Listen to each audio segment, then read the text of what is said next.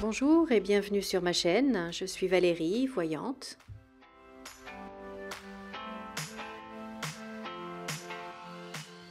Je remercie tous mes abonnés et je souhaite la bienvenue à tous les nouveaux arrivants.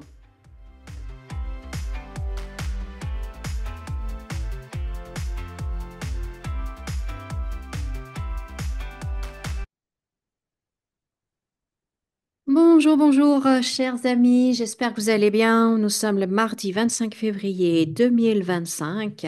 J'espère que vous êtes en pleine forme. Alors, dites-moi, est-ce que vous avez regardé la conférence de presse hier avec Trump et Macron? Alors moi, j'ai regardé un petit peu et parce que je voulais voir si Donald Trump était effrayé, s'il était impressionné par la détermination de notre président qui serre le poing et qui le tutoie. Eh ben non, j'avoue qu'il n'a pas été impressionné. Apparemment, il n'était pas effrayé non plus. Et, euh, et en fait, notre président le vous voit. Donc voilà. Bon, allez, faut en rire parce que c'est pathétique sinon. Si, c'est pathétique. En tout cas, bon, on a vu un Donald Trump faire du Donald Trump et on a vu un Emmanuel Macron faire la carpette. Donc voilà quoi, c'est pas très surprenant, honnêtement. Moi, ça ne m'a pas surpris. Je m'attendais à rien de mieux que cette visite. En fait, il l'aurait pas faite, ça aurait été la même chose, quoi, parce que ça n'a absolument rien changé. Ça n'a absolument rien apporté. Donald Trump continue de faire ce qu'il a envie de faire et continuera de faire ce qu'il a envie de faire. Et les journaux américains aussi, euh, bon, ils sont quand même gentils. La plupart sont quand même gentils parce qu'ils disent qu'Emmanuel Macron a eu le courage de venir et qu'il est reparti avec pas grand-chose. Aïe, aïe, aïe, aïe, aïe, aïe, aïe. Bref. En tout cas, là, je voulais vous montrer les les deux, comment on appelle ça? C'est ça. Alors, attendez. Oups, voilà. C'est ce que je voulais vous montrer. Donc, là, sur la gauche de l'écran, je vais y arriver. Un tweet de Donald Trump. J'ai vu ça sur Twitter, pas sur X. Et donc il parle, voilà. Et puis, ce qui est surtout important, intéressant, donc il dit Everyone expressed their goal of seeing the war end. Donc voilà, que tout le monde au G7 émettait le souhait de voir cette guerre, donc avec l'Ukraine, s'arrêter, bien évidemment. Et il dit I emphasized the importance of virtual critical mineral and rare earth deal between the United States and Ukraine. Donc, il a insisté sur le point important d'un deal, d'un accord sur les métaux rares et les terres rares, et donc un deal entre les États-Unis et l'Ukraine. Et donc, donc il espère que ce deal sera signé très bientôt et que ce deal, en fait, va permettre à la population, the American people, recoup the tens of billions of dollars and military equipment sent to Ukraine. Donc, que les Américains vont récupérer les dizaines de milliards de dollars qui ont été envoyés à l'Ukraine, ainsi que donc l'équipement militaire. Voilà. Voilà, voilà, voilà. Donc, voyez, Trump continue de faire ce qu'il avait ce qu'il avait envisagé de faire, quoi. Il le dit clair et net. Voilà. Et les Européens, il en a rien à faire.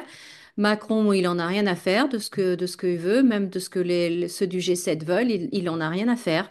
Et ensuite, vous voyez un peu plus bas. Donc, il a I am in serious discussions with President Vladimir Putin of Russia concerning the ending of war. Donc, discussion avec le président Poutine pour la fin de la guerre. And also major economic development transactions between United States and Russia. Ça veut dire qu'il fait également du business avec la Russie. Hein? Nous, on est toujours anti-russe, anti-russe, anti-russe. Il faut boycotter tout ce qui se rapproche de près ou de loin la Russie. Les États-Unis, Donald Trump, il fait maintenant du business avec la Russie. Eh oui. Et pendant ce temps-là, nous, qu'est-ce qu'on fait?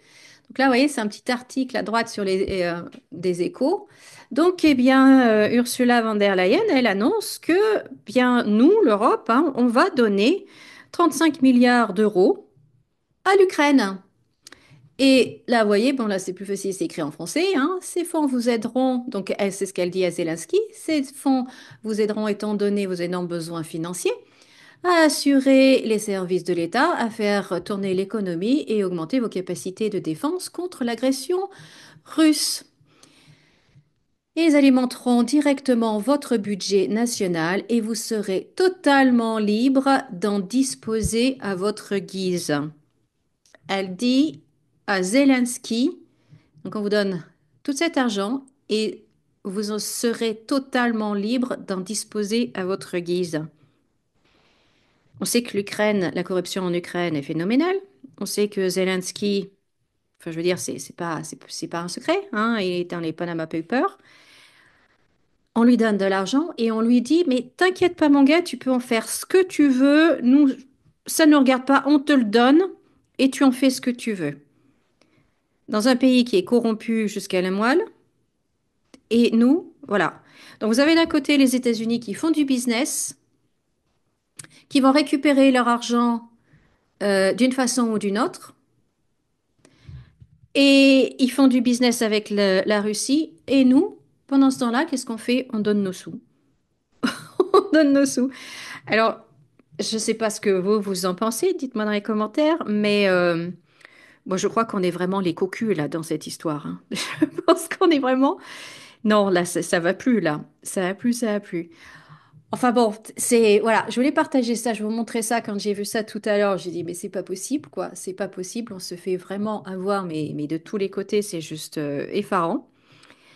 Effarant. Et puis, je ne suis pas sûre, contrairement à ce qu'on veut nous montrer et à ce que certains médias disent, qu'il y a une entente entre les deux présidents, Trump et Macron. Je ne suis pas sûre. Je pense que là, Trump joue les hypocrites à merveille, que Macron n'est pas dupe non plus. Mais voilà, je pense que non, qu'il n'y a vraiment pas d'entente. Et je pense que Trump sait aussi que certains en France l'ont traité de nazi. Donc je pense qu'il a ça en mémoire et qu'il n'est pas prêt de le pardonner. Donc voilà. Enfin bon, je voulais partager ça avec vous. Dites-moi dans les commentaires ce que vous en pensez. Et est-ce que vous avez regardé cette conférence de presse et comment est-ce que vous avez trouvé notre président? Et puis bah là, je vais faire un tirage, petit tirage pour le fun, pour savoir un peu comment va évoluer nos relations avec les États-Unis. Est-ce qu'on va se faire manger tout cru ou est-ce que ou pas? Voilà. Donc je vous dis à tout de suite pour le tirage. Alors voyons voir un petit peu l'évolution des relations entre les États-Unis et la France. Je vais faire trois cartes ici pour les États-Unis et trois cartes ici pour la France. Et on va voir un petit peu. Alors, les relations entre les États-Unis et la France. Donc, les États-Unis, les intentions des États-Unis par rapport à la France. Et même question, les intentions de la France par rapport aux États-Unis. Alors, on va commencer par les États-Unis. Alors, contrariété. Bon, bah alors là, déjà, on voit, donc là, on a la tendresse, la première carte, tendresse. Mort et contrariété. Donc, on voit que ben, il y a quelque chose qui se termine, hein. L'amitié franco-américaine, là, pour l'instant, elle est mise à mal, elle se termine parce qu'il y a des contrariétés, parce que, voilà. Je pense en effet que Donald Trump a été bien fâché par certaines choses, quoi. Par certaines choses qui ont été dites, qui ont été faites, ou... Voilà, en tout cas, voilà. Et pour la France, présent, absent, ennemi. Donc,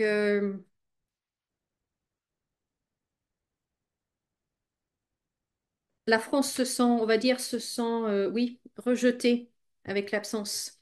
Elles se sont rejetées des États-Unis. Elle est plus aimée, quoi. C'est l'enfant rejeté. C'est ce qui me vient. Et là, il y a avec la carte des présents, l'énergie qui me vient, c'est ce besoin de plaire à tout prix, vous voyez. Donc, quitte à acheter l'affection, acheter l'attention pour pouvoir être aimé. Mais en fait, voilà. Alors, je vais recouvrir ces cartes. Alors là, c'est les États-Unis. Et puis là, la France. Alors.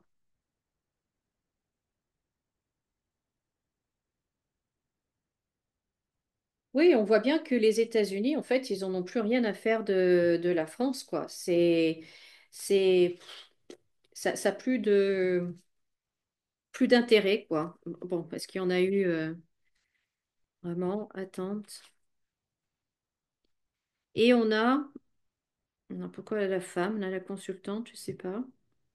Mais voyez, on a l'absence, on a l'attente. Donc, on a vraiment la France qui est en demande hein, par rapport aux États-Unis. La France, on voit bien que ben, elle va pas jouer un rôle. Dans quoi que ce soit, d'ailleurs, elle est vraiment effacée, pour pas dire disparaître, quoi. Et il y a un côté vraiment rupture définitive, quoi. C'est pas, non, cette amitié, est-ce qu'elle a déjà vraiment existé, honnêtement? Est-ce que les Américains sont capables d'avoir des amis, des alliés? Personnellement, je ne pense pas. Je pense qu'ils ont que des intérêts et ils défendent que les intérêts. Et s'il faut trahir, pardon, celui qui fut leur allié, ça leur pose aucun problème. On a vu dans l'histoire. Et là, je pense que ben, la France, ça va être. Allez, juste une dernière. Alors.